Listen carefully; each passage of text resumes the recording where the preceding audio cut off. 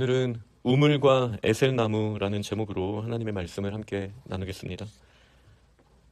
22절은 그때에라고 말하면서 갑자기 아비멜렉이 나옵니다. 이 그때가 언제입니까? 하갈과 이스마엘이 이제 떠났던 그 때를 말한다라고 저희가 볼 수 있겠죠. 이 본문만 봐서는 저희가 정확한 맥락을 알 수는 없습니다. 그러나 나중에 창세기 26장을 포함해서 이삭과 이 땅에 있는 이야기, 또 우물의 이야기를 보고, 또 이전에 아브라함이 이삭을 낳기 전에 이 그랄 땅에 가서 있었던 그 연약했던 모습들, 그리고 그때의 관계와 하나님께서 그럼에도 복을 주셨던 그런 관계 안에서 이 21장을 보면 저희가 이 본문을 좀 더 입체적으로 볼 수 있겠습니다. 20장까지만 하더라도 아비멜렉이 아브라함에게 굉장히 호의를 베풀고 그곳에서 또 놀라운 은혜를 얻지 않았습니까? 그리고 잘 생각해 보면 이삭이 자라난 그 배경도, 태어나고 자라난 배경도 오늘 본문에서 소위 블레셋 땅이라고 말하는 이 그랄 지역 쪽, 그쪽이었을 것이라고 저희가 충분히 생각해 볼 수 있습니다. 그곳에서 하나님께서는 은을 주셨고, 은 1000개를 주셨고, 그리고 많은 물질을 부어 주셨습니다. 20장 14절을 보면 아비멜렉이 양과 소와 종들을 이끌어 아브라함에게 주었다. 그리고 땅도 주었다. 이렇게 분명히 말하거든요. 그래서 아브라함은 그곳에서부터 이제 부를 얻게 되고 그곳에서 안정감을 얻었을 것입니다. 그리고 꽤나 많은 시간을 그곳에서 보냈을 것이라고 저희가 추측해 볼 수 있겠습니다.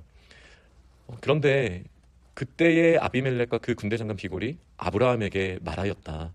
근데 그 말한 것이 무슨 일을 하든지 하나님이 너와 함께 계시도다라는 고백을 합니다.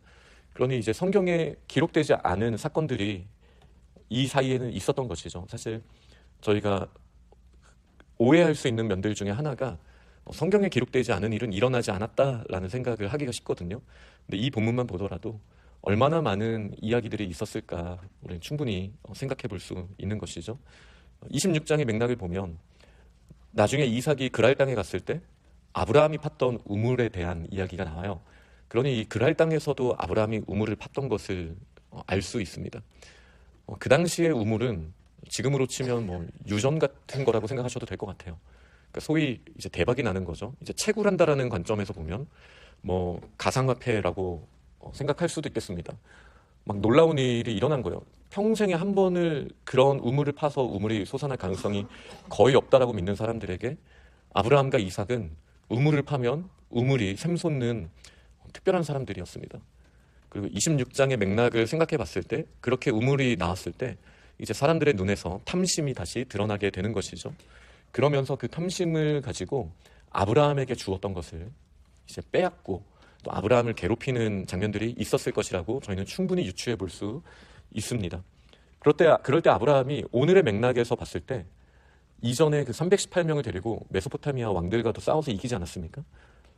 그러니까 저였으면 그 제자들처럼 하늘의 문을 열고 불을 내려주옵소서 이렇게 이야기했을 것 같은데, 이삭이 그랬듯이 아마 이삭이 아빠를 닮은 것 같은데 아브라함도 그곳에서 다투기보다 동쪽으로 조금씩 이동했을 것이다 라는 것이 오늘 본문의 맥락에서 이해할 수 있습니다. 이거를 이제 지도를 펼쳐놓고 보면요, 저는 언젠가 저희 교회에서 성지순례를 가서 그 땅을 직접 밟고 한번 눈으로 싹 보고 오면은 성경이 더 잘 보일 거라고 확신하고 있는데요. 지금 아브라함은 메소포타미아, 다시 말해서 이 북쪽에서부터 내려왔습니다. 그러니까 남쪽을 향해서 온 거예요.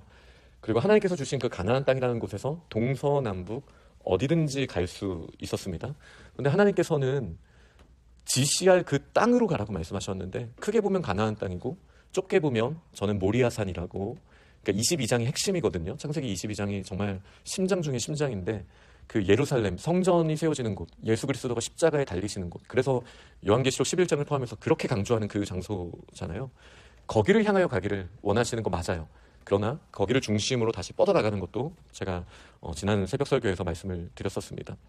남쪽으로 내려왔어요. 그리고 동서남북을 창세기 13장에서 바라보라고, 그 땅을 밟으라고 하셨어요. 그리고 실제로 아브라함은 그럴 수 있었습니다. 그런데 북쪽으로 돌아가지는 않더라고요, 아브라함이. 왜냐하면 하나님께서 본토 친척 아비집을 떠나라고 하신 곳이 북쪽이거든요. 그러니까 아브라함의 방향성은 계속 남쪽을 향하고 있습니다. 그런데 롯을 그 친척을 떠나보내는 사건에서 롯은 동쪽으로 갔습니다. 그리고 이스마엘 아들을 떠나보내야 되는, 모든 아들들을 다 떠나보내야 되는 거는 맞는 일이지만 어쨌든 안 좋게 이스마엘을 우리가 바로 지난 장에서 떠나보내야 되지 않았습니까?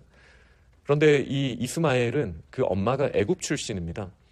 그러니까 보통 소위 이스라엘을 사이의 땅이라고 많이 말을 하는데 애굽과 메소포타미아 사이의 땅이기도 하잖아요. 메소포타미아 출신 아브라함, 애굽 출신 하갈이 만나서 이스마엘을 낳았다. 굉장히 의미가 있죠. 근데 이 이스마엘도 떠나보내야 하는 거예요. 하갈은 본능적으로 자신의 고향인 애굽 쪽으로 가기를 원해서 남쪽 바란 광야로 어제 떠나는 모습이 성경에 기록되어 있습니다. 그런데 애굽까지 가지는 않아요. 가나안과 애굽의 경계인 바란 광야에서 멈춰서서 이스마엘이 거기서 자라고 하나님이 그와 함께 하셨다. 그렇게 이야기를 합니다. 그러니 지금 딱 봤을 때에는 하나님이 여러 가지 이유로 메소포타미아를 떠나왔어야 했고 떠나보내야 하는 롯이 동쪽으로 갔고 그리고 소돔과 고모라를 떠나서도 동쪽으로 갔다라고 우리가 충분히 유추할 수 있거든요. 왜냐하면 동쪽 트랜스 요르단 지역인 지금의 요르단 땅이라고 말하는 모압과 암몬의 조상이니까요. 그러니까 동쪽으로도 아브라함은 가지 못하는 거예요. 남쪽에 떠나보낸 이스마엘이 갔습니다. 남쪽으로도 못 가는 거죠. 그래서 서쪽으로 가는 거예요. 그랄로 가는 거예요. 사실 남쪽은 광야거든요. 근데 마침 이스마엘이 그쪽으로 갔고 충분히 남쪽으로 내려온 상황에서 이제 북쪽으로도 못 가고 남쪽으로도 못 가니 서쪽으로 간 곳이 그랄입니다. 그리고 그 그랄이라는 곳에서 그 넓은 지역으로 의미해서 아마 이삭을 그 지역에서 낳은 것 같고 그러니까 나중에 연어가 회개하듯이 이삭도 힘든 일이 있을 때 그랄로 가는 장면이 또 나오지 않습니까? 고향으로 가는 것 같은 느낌을 저는 받았습니다. 이 그랄 땅에서 하나님이 놀라운 은혜를 주셨어요. 그리고 아브라함의 그 온유한 하나님의 뜻을 따르는 성품도 나와 있을 거라고 우리는 유추할 수 있습니다. 충분히 복을 받을 수 있는데 어려움들이 생겨나는 거예요. 아무리 좋은 환경, 그리고 하나님이 함께 하시고 나에게 능력이 있고 이런 상황에서도 힘든 일들이 반복적으로 일어납니다. 그러니까 결국 어떻게 됩니까? 아브라함이 강제적으로 다시 동쪽을 향해서 가는 거예요. 제가 여기서 말하는 동쪽은 서쪽으로 치우쳐져 있었는데 예루살렘 쪽으로 좀 더 가까운 동쪽으로 와서 하나님이 말씀하신 그 땅에 가까운 곳으로 지금 이동하는 게 지금까지 본 우리의 창세기의 어떤 흐름이라고도 말씀드릴 수 있습니다. 그런데 그 과정 가운데 아파요, 불편해요, 힘들어요. 그 과정들이 있습니다. 우리는 이렇게 생각할 수 있어요. 아브라함이 복을 받았죠. 20장에 보면 이 그랄 땅에서 양과 소를 얻었고 땅을 얻었고 명예를 얻었습니다. 그리고 하나님이 함께 하신다는 것을 사람들이 알았습니다. 그런데 웬걸 시간이 지나니까 내 우물을 빼앗고 사람들이 나를 괴롭혀요. 조금씩 동쪽으로 갑니다. 그때 아브라함은 와, 인생이 힘들다. 이게 뭐지? 하나님 나와 함께 하시는데 나한테 왜 이런 어려움이 있지? 라고 생각하지 않았겠습니까? 그런데 나중에 지나고 보면 그 가운데 하나님의 놀라우신 뜻이 있습니다. 오늘 본문을 보면 이제 블레셋 사람의 땅이라고 말하는데 사실 이 표현은 한 800년은 빠른 표현이기는 합니다. 나중에 이 창세기를 하나님이 주셨을 때 정도의 이제 사람들이 제가 800년은 너무 간 것 같고요. 한 600년, 800년 정도는 빠른 표현. 블레셋 사람들은 나중에 그리스 쪽에서 오는 사람들이거든요. 그러니까 처음에 이 창세기를 들었던 사람들은 블레셋 사람들을 압니다. 근데 이 당시 아비멜렉이 있었던 시대에는 블레셋 민족이 가나안 땅에 있기 전의 시기라고 생각해도 됩니다. 마치 지금도 블레셋 사람은 없지만 블레셋 사람의 땅이라는 의미로 팔레스타인이라고 그 지역을 부르는 것과 같은 맥락이라고 생각하시면 됩니다. 지금 아브라함이 정착할 곳은 사실은 블레셋 사람들의 땅이 되는 곳이에요. 물론 나중에 아브라함의 자손 다윗의 때에 그 땅을 하나님께서 완전히 주시기는 합니다. 아직은 시기가 아니었던 거예요. 그리고 예루살렘을 향하여 갈 준비를 했어야 했습니다. 나중에 창세기 26장의 맥락이기는 하지만 아브라함은 우물을 빼앗깁니다. 그러나 어디를 가도 우물이 샘솟게 하시는 아브라함의 정체성 자체를 빼앗길 수는 없었습니다. 이게 크리스천의 핵심입니다. 저희는 어느 곳에 가서 우물이 나오면 그 우물 자체가 축복이고 그 우물 자체가 우리의 터전이 되는, 우리가 의지해야 되는 그 무언가라고 생각할 가능성이 큽니다. 그러나 하나님이 주신 복은 그런 게 아닙니다. 우물이 복이라고 하지 않으시고 아브라함 네가 복이 될지라 라고 말씀하시지 않았습니까? 사실은 아브라함이 복인 거예요. 아브라함이 그랄에 있었기 때문에 그 땅이 복을 받은 것이고 그 땅에서조차도 복을 받은 거지 아브라함이 그랄 땅에 있었기 때문에 복을 받은 게 아닙니다. 이거를 우리는 꼭 기억해야 합니다. 그러니 그랄 땅에서 동쪽으로, 다시 말해 그 유다 산지 쪽으로 다시 올라가는 그 길에 아브라함은 얼마나 마음이 힘들었겠습니까? 세상의 관점으로 보면 억울하죠. 그러니까 이제 이 아비멜렉과 비골이 왔을 때 그 사람들이 하나님이 너와 함께 하신 거를 이제는 알겠다 보면은 이 그랄 땅의 중심부에 있지 않을 때에도 아브라함에게 하나님 주시는 그 은혜의 소식들을 듣는 거예요. 막 우물이 터지고 막 이런 장면들을 우리가 생각해 볼 수 있겠죠. 그러니까 결국은 알게 되는 거예요. 그들을 괴롭혔던 사람들도. 근데 이때 여전히 아브라함의 쓴뿌리가 있습니다. 사실 너희가 괴롭혀서 나 일로 온 거야. 이 이야기를 했더니 이제 아비멜렉이 나 정말 몰랐어. 이렇게 지금 대화하면서 관계가 풀리는 장면이지 않습니까? 그러니까 아브라함이 쓴뿌리가 있는 거예요. 지금 아파요. 힘들어요. 그러나 그 모든 상황 가운데 이제 브엘세바 쪽으로 하나님께서 이동시키신 거를 봅니다. 그리고 이 브엘세바라는 이름에서 알 수 있듯이 우물이 여기서도 터진 거예요. 아마 아브라함을 통해서 하나님께서 우물을 주셨겠죠. 나중에 이삭도 그곳에서 또 우물을 또 터뜨리게 되는 일이 일어납니다.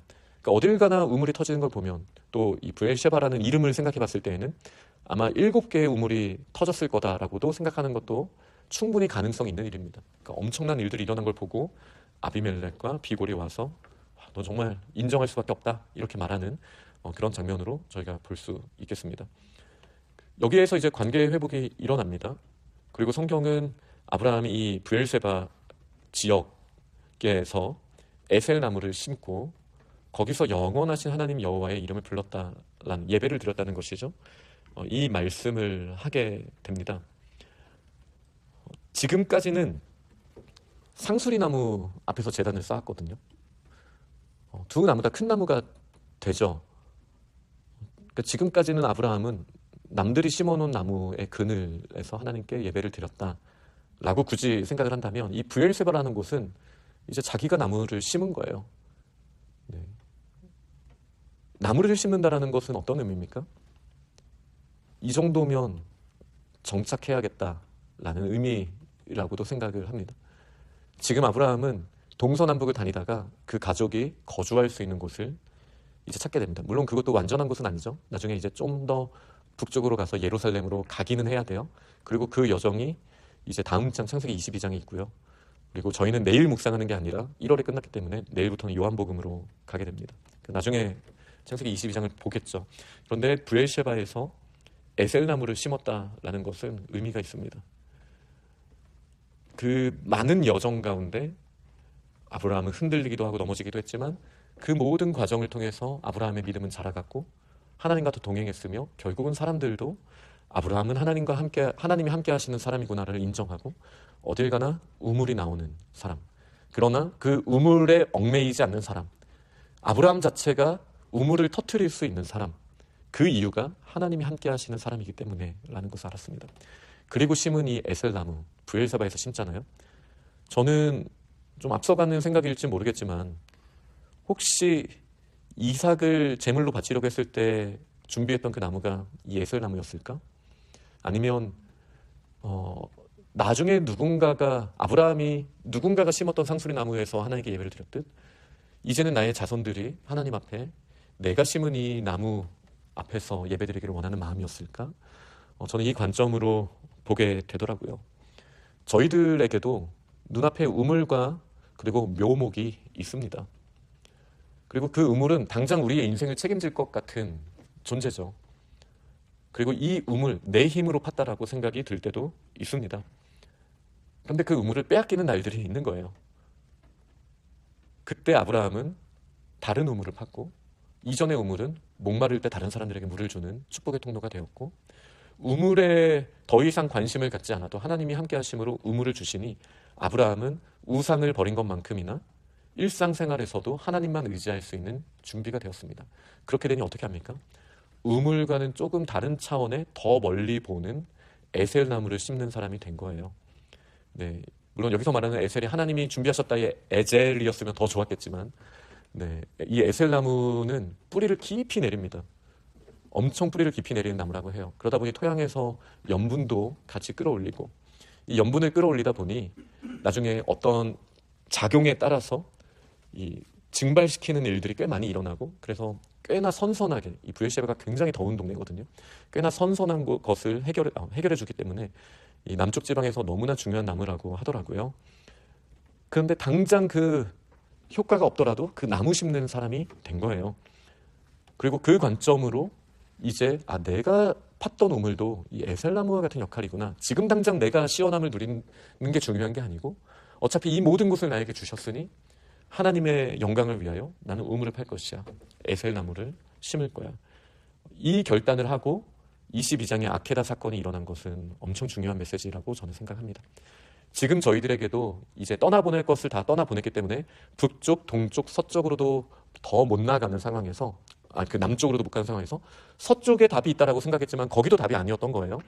그때 하나님의 임재의 장소로 이동시켜 주시는 과정 가운데 아픔이 있을 수 있지만 그러나 그 아픔 가운데에도 여전히 에셀나무를 심고 우물을 팠을 때 결국은 다른 사람들도 언약하게 되고 이 쉐바가 7이라는 의미도 있지만 7개의 끊을 수 없는 약속이라는 의미의 언약이라는 의미도 되거든요. 그렇게 해서 하나님께서 사람들과의 관계도 회복시키시고 축복의 통로가 되게 하시는 일들을 위한 그 계획을 우리는 바라볼 수 있어야겠습니다. 그렇게 축복의 통로가 다 될 수 있기를 간절히 축원합니다. 아멘.